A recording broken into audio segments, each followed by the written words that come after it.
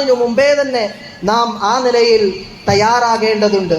ആ നിലയിൽ നാം റമദാനിനു വേണ്ടി ഒരുങ്ങേണ്ടതായിട്ടുണ്ട്.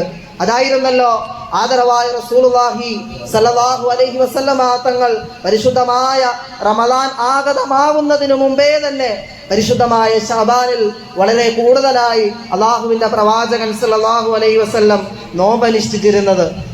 മഹദിയായ ഉമ്മുൽ മുഅ്മിനീൻ ആയിഷ റളിയല്ലാഹു തആല അൻഹ പറയുന്നുണ്ട്, അന്നഹാ ഖാലത് വലം അറഹു സായിമൻ മിൻ ശഹ്രിൻ ഖത്തു അക്സറ മിൻ സിയാമിഹി മിൻ ശഅബാൻ.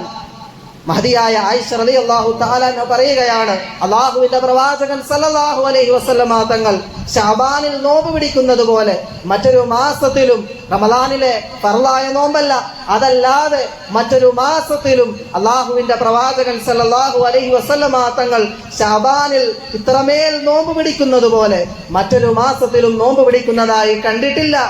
കാന യസൂമു ശഅബാന കുല്ലഹു.